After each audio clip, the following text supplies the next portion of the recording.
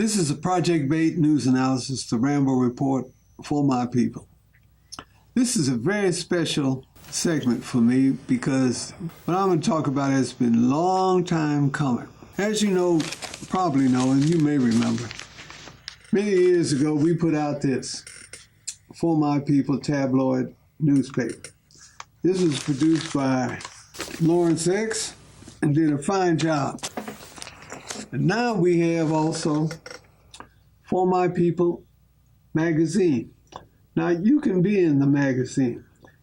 We take articles this length, and in here we put in community-based flyers that present information that will be of some value to you. So you can participate with that. You can contact me directly if you want to write for the publication, onedavidrambo@gmail.com. Or if you're a community group and you want your flyer, or if you're a potential candidate for city council or for city clerk or for mayor, if you want your flyer in, we'll put that in.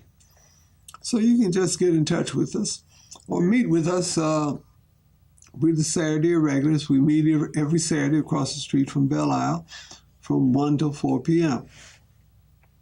There's free parking, and there's food available, lightweight food. But recently, we have had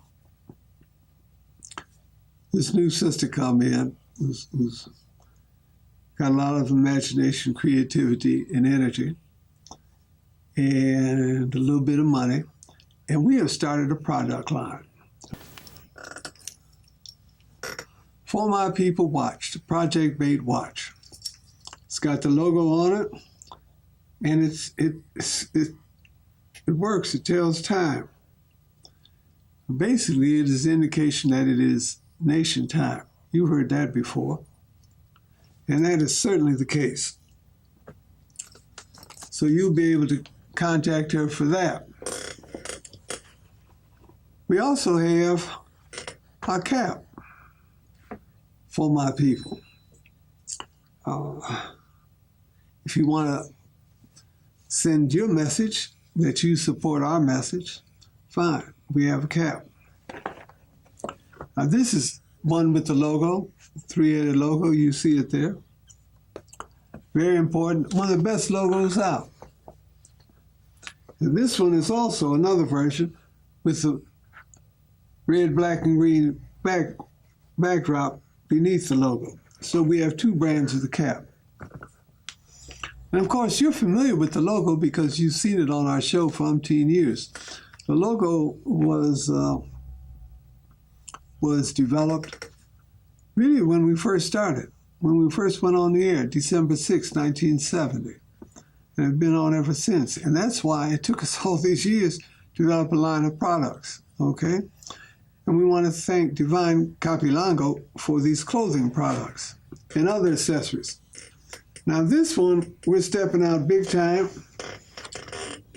We got a long sleeve t-shirt with the logo on it. If you really want to send a message, strong message, because once people see you with the logo on, they'll know that you are for my people. And you know, the three basic things people always talk about, food, clothing, and shelter. This is the clothing part of it. And we're going to have a full line of clothing accessories. I've shown you some of them.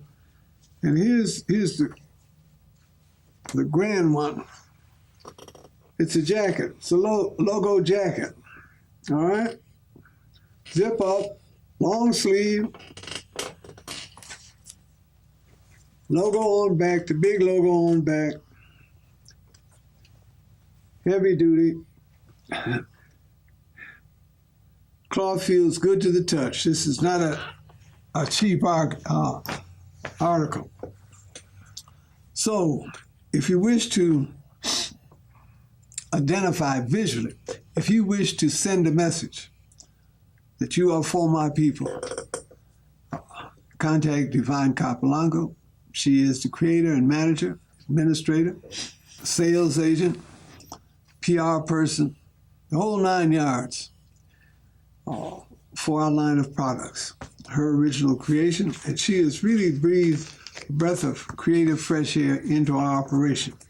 Because as she always says, she's from this generation, and you can clearly see I am not. I'm one of the elders, long time. And she has injected a creative breath of fresh air, and we're constantly trying to do that. But there are very few people, frankly, who come in who have that, who have that creativity. And we appreciate it from a long time ago from Lawrence X, Ron Scott, and the others. But she came up with something new. And so we're running with it. It will be promoted online, in our magazine, and on our program, TV programs. So, see the logo. Let me tell you, because people often ask, what does it mean? It has many meanings. You can look at it in terms of past, present, future.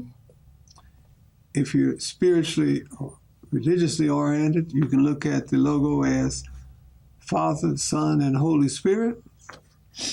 And if you're familially oriented, you can look at it as man, woman, child. This has been another Project B.A.I.T. News Analysis, the Rambo Report, for my people. The Saturday Irregulars, an urban think tank, meets weekly from 1 p.m. to 3 p.m. across the street from Belle Isle at the northeast intersection of East Jefferson and East Grand Boulevard. No leaders, no elections, no officers, no dues, no in-groups. Thinkers and students are welcome. A choice, not an option.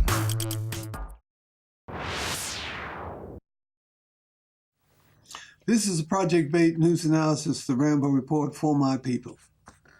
As you know, we are into the media. We've been presenting For My People on TV to you for a number, decades. Too many years to remember. Along that line, we have also published print media. This is one of our early For My People tabloids. This was produced by Lawrence X years ago. Excellent tabloid. And now, still dealing with the print media, we have the For My People magazine. We put in articles and flyers for groups, politicians, individuals, businesses. So we're relating to that. And these are all opportunities.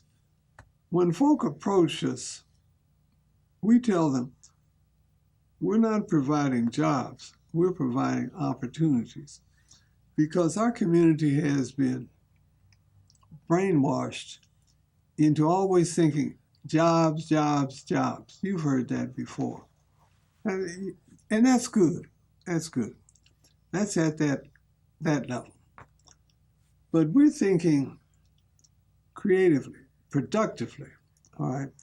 A job puts you in a situation where you produce for others. Opportunities put you in a position to produce for yourself, for your own community, for us. It's a very simple process, but we've been brainwashed into thinking jobs, jobs, jobs, and take our talent somewhere else. And here at Project B.A.I.T. For My People, we talk and support production for ourselves. So we talk about opportunities. We don't talk about jobs. And let me tell you, that turns off a lot of people who come in and around us looking for a job. And we don't have any jobs. We got opportunities. You got to have some want to. You have to have the fever. It's got to be in you. If it's not, well, it's a great big world out there. A great big country, state, county, city. Somewhere they'll find you or you'll find them. Now also, we support other folk. This is Black Mass Magazine, okay? Sister Beth Turner has been putting this out since the mid-'80s. I think it's 1986. And it is to my knowledge, the only black theater magazine in the entire country. And you know, we have a long background in theater as well, Concept East Theater, that goes back to 1962. So any industry or any business typically has a trade publication. And this is it for theater, black theater, Black Mass Magazine. So we have been merchandising, marketing it, as well as putting our ad in it, and also asking others who are interested in the black theater market to put in an ad. So you can contact us about that.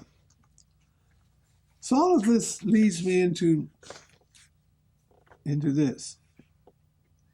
As you know, Ebony Magazine, you've probably been reading recently, Ebony Magazine has stiffed its writers. There's a group of at least 28 writers who've had their works published, print media, in Ebony Magazine. And it is reported that Ebony owes them $60,000, $60,000. Now, that is not a whole lot of money for a national publication that has been in business for at least 50 years. It is a top quality, that is a full-color printed publication, which has nationwide, if not worldwide, distribution. You probably, if you followed the story, know that they sold their big building in Chicago, sold their photography accumulation, and the Johnson family sold it to a black hedge fund. Okay. And in fact, they've moved it out of Chicago to somewhere in Texas. But the word is out, and it's a bad word, that they owe their writers, 28 writers, $60,000. Well, for an iconic publication like Ebony, that's a singular disaster, a PR nightmare. And now the Writers Union, a national writers union, has taken up the cause. Well, some of the pundits are saying Ebony is on its way to bankruptcy, but it doesn't have to be. And there's a way to help these writers to do right by them and correct the bad image. First, you got to be transparent and you got to be honest. They have not been transparent and they've not been honest with their writers. If you don't have the money, you got to prove it. You got to show the writers the books. It's just straight up. You got to be honest. And in the books, you got to show what everybody else is making. Okay? If you do that, by and large, writers, as creative people, will go along with you. But if you got some cash, you got to pay all 28 of them something, and equally. Then the other thing you can do is you can boost the writers in the publication. If you owe 28 writers, give them 3.5 pages. That is, put in 8 writers on a page to publicize the writers. You see, one of the mistakes that publications make is that in the transition from the old technology to the new technology, they have not made any effort, print media, to make their writers, quote unquote, stars. You can't tell me a single writer who has written for Ebony Magazine over the years, other than Lerone Bennett, who was an editor, who is a star, who wrote for them. They just don't do it. They are not slick enough, smart enough, sensitive enough to promote the writers. So that if Ebony or any publication out there does not develop stars, writers, that you know on a first name basis and have an identity with, they are going bankrupt. This has been another Project B.A.I.T. News Analysis, the Rambo Report for my people.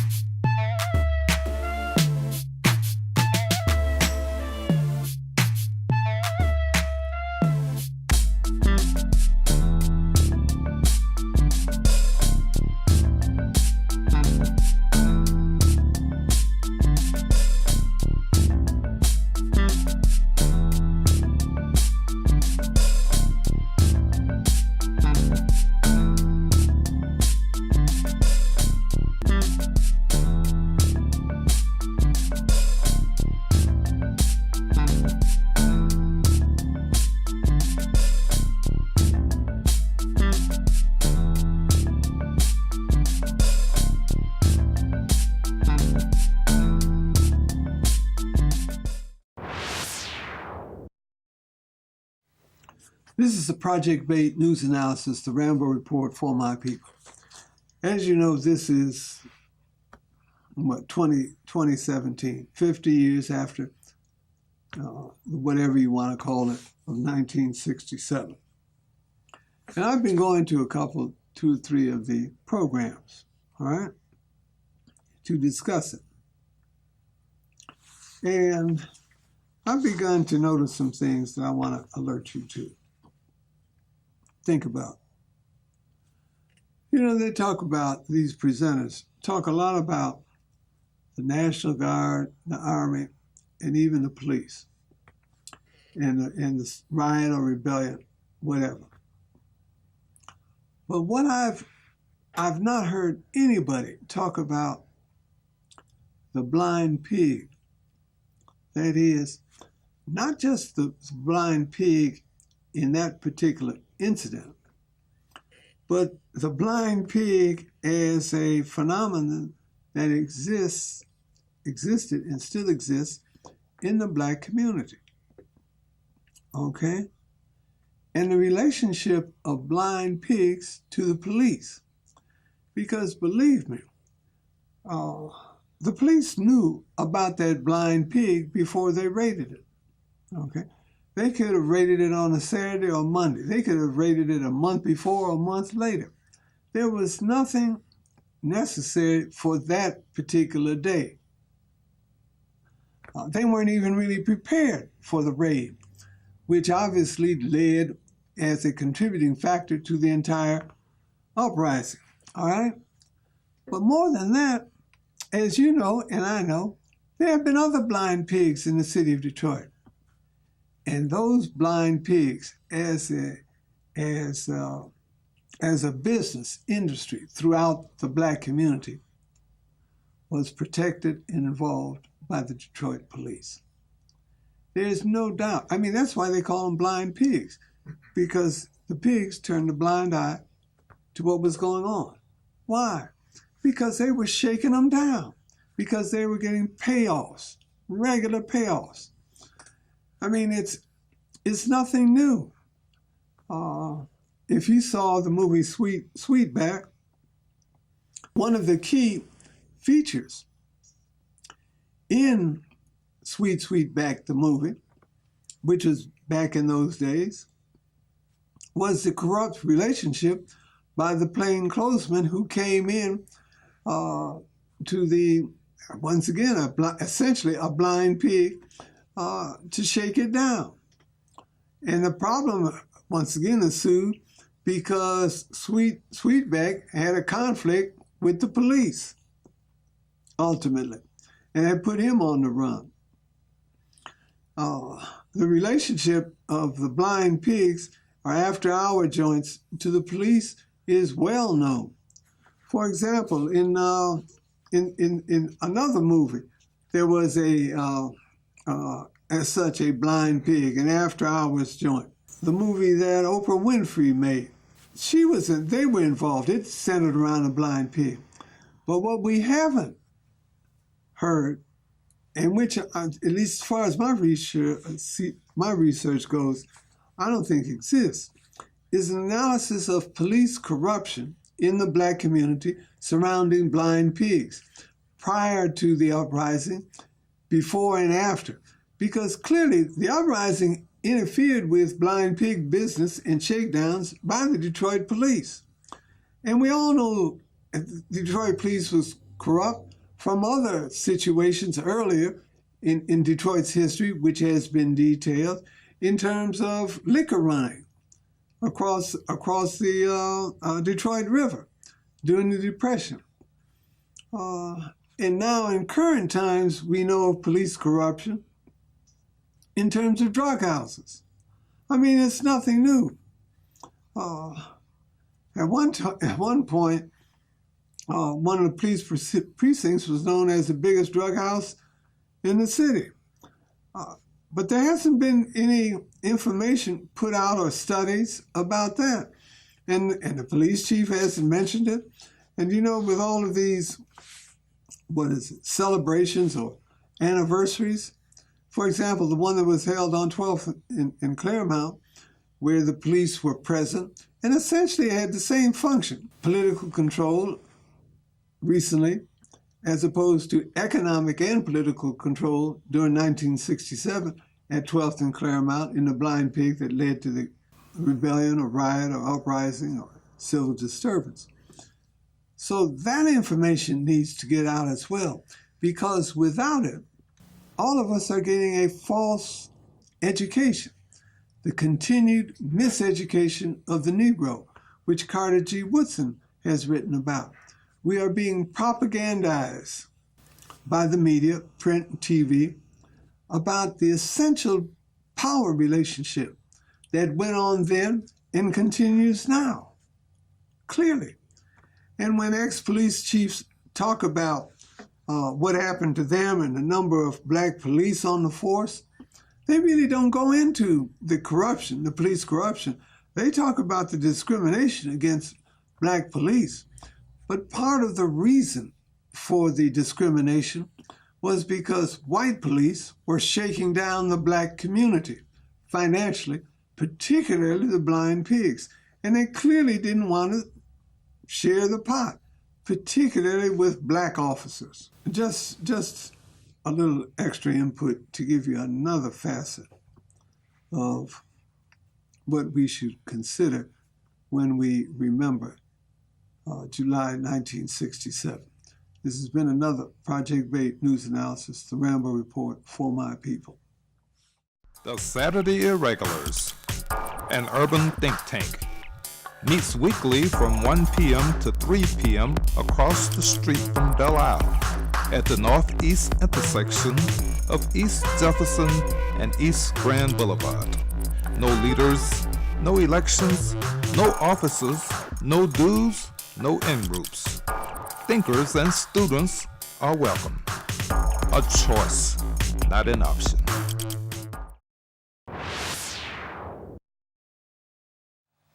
Little Rock Baptist Church. Come and receive your blessings at the historic Little Rock Baptist Church, 9000 Woodward Avenue, 313-872-2900. Worship services are 10 a.m. and Sunday school 8:45 a.m. Enjoy an experience that will warm your heart and feed your spiritual soul. Little Rock Baptist Church.